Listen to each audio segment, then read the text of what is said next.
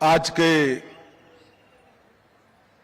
इस पवित्र अवसर पर मेरे साथ मंच पर उपस्थित श्रीमान मनोहर लाल खट्टर जी, शहरी विकास मंत्री भारत सरकार, मेरे मित्र और साथी मंत्री डॉक्टर मनसुख मांडविया जी, श्रीमान नित्यानंद राय जी, दिल्ली के उपराज्यपाल श्रीमान विनय कुमार सक्सेना जी, यहाँ की लोकप्रिय सांसद बहन बांसुरी, डॉक्टर राजेंद्र कुमार जी, और आज एकता दौड़ के इस कार्यक्रम में हिस्सा लेने के लिए आए हुए सभी भाइयों और बहनों को मेरी अनेक अनेक शुभकामनाएं। इस बार 31 अक्टूबर दीपावली पर्व के दिन आती है, इसलिए निर्णय किया गया है कि जिसको भारत के प्रधानमंत्री जी ने एक उत्सव के रूप में मनाने का निर्णय किया है, वो 31 अक्टूबर की एकता दौड़ को हम 29 तारीख को आज धनतेरस के पवित्र दिन पर आयोजित कर रहे हैं। 31 अक्टूबर 2015 से देश के प्रधानमंत्री आदरणीय नरेंद्र भाई ने महान सरदार पटेल की याद में देश की एकता और अखंडता के लिए पूरे देश को संकल्पित करने के लिए एकता दौड़ का आयोजन करने का फैसला किया, और तब से लेकर आज तक पूरा देश एकता दौड़ से न केवल देश की एकता और अखंडता के लिए संकल्पित होता है, उस दिन अपने आप को भारत माता की सेवा में पुनः समर्पित भी करता है। और आज जब हम एकता दिन की एकता दौड़ के लिए सब एकत्रित आए हैं, तब ये एकता दौड़ सिर्फ भारत की एकता का संकल्प नहीं रहा है, अब ये एकता दौड़ विकसित भारत का संकल्प भी बन चुका है। क्योंकि हमारे सामने देश के प्रधानमंत्री जी ने सन 2047 में जब भारत की आजादी की एक शताब्दी होगी, उस वक्त एक पूर्ण विकसित राष्ट्र का संकल्प इस देश के नागरिकों के सामने रखा है। और एक ऐसा भारत जो हर क्षेत्र के अंदर समग्र विश्व में प्रथम हो, ऐसा भारत रचने का संकल्प प्रधानमंत्री जी ने हम सबके सामने रखा है।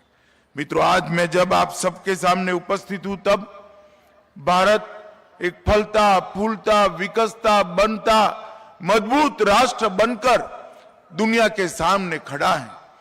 मगर जब इसके इतिहास में पीछे मुड़कर देखते हैं तो आजादी के बाद 553 से ज्यादा राजे रजवाड़ों को एकत्रित करने का एक बहुत बड़ी समस्या देश के सामने अचानक ही आकर पड़ी। उस वक्त सरदार साहब ही थे जिन्होंने अपनी दृढ़ निर्णय शक्ति से, दृढ़ इच्छा शक्ति से और त्वरा से इस सब को एकत्रित कर आज के भारतीय संघ का मानचित्र हम सब ने लाया। और ये सरदार पटेल ही थे जिनकी दृढ़ इच्छा शक्ति के कारण आज देश एक होकर दुनिया के सामने मजबूती के साथ खड़ा है।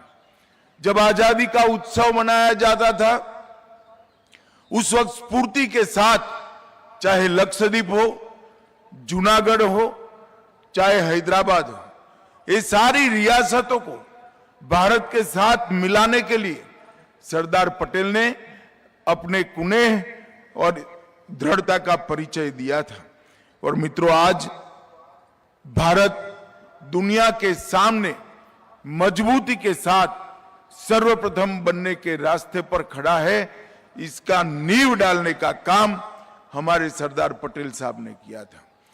दुर्भाग्य की बात है कि सालों तक सरदार पटेल को भुलाने का प्रयास किया गया। सालों तक उनको भारत रत्न के उचित सम्मान से भी वंचित रखा गया है।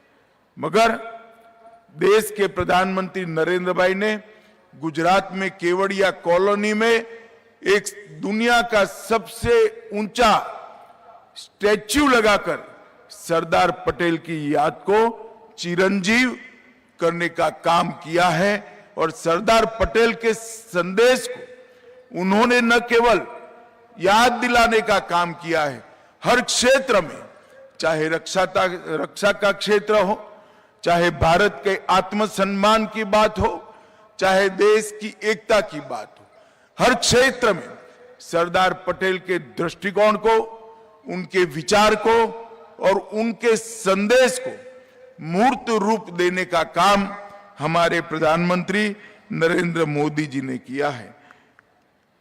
अभी 2 दिन पहले ही मोदी जी ने मन की बात में सरदार साहब की बातों से प्रेरणा लेकर देश के विकास के काम में जुड़ने के लिए युवाओं का आह्वान करने का काम किया है।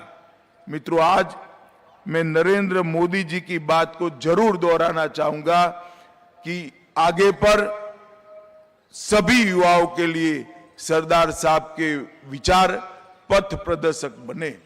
आइए आज हम एकता दौड़ के माध्यम से भारत की एकता को मजबूत करने का एक दृढ़ संकल्प ले। आइए आज एकता दौड़ के माध्यम से हम भारत को विकसित बनाने का संकल्प का फिर से एक बार आह्वान करें। आइए आज एकता दौड़ के माध्यम से 2047 में एक पूर्ण विकसित भारत का स्वप्न को पूर्ण करने का हम संकल्प ले फिर से एक बार। और मोदी जी के नेतृत्व में ये अमृत काल के शुरुआती वर्षों में इसकी मजबूत नींव डालने का काम करें। इतनी सुबह सुबह लगभग 8000 लोग, बहुत सारे संगठनों से दिल्ली के नागरिक यहां एकत्रित आए हैं। उत्साह के साथ किशोरों, बच्चों और विद्यार्थियों की जो हुजूम दिखाई पड़ता है वो निश्चित रूप से भारत के उत्साह का परिचायक है। मैं आप सबको फिर से एक बार एकता दौड़ के लिए बहुत बहुत शुभकामनाएं देता हूं और मैं भी अपने आप को महान भारत के मोदी जी के संकल्प के साथ जोड़कर मेरी वाणी को विराम करता हूं। मेरे साथ बोलिए, भारत माता की। अरे जोर से बोलिए, दोनों हाथ उठाकर, भारत माता की। वंदे वंदे। धन्यवाद।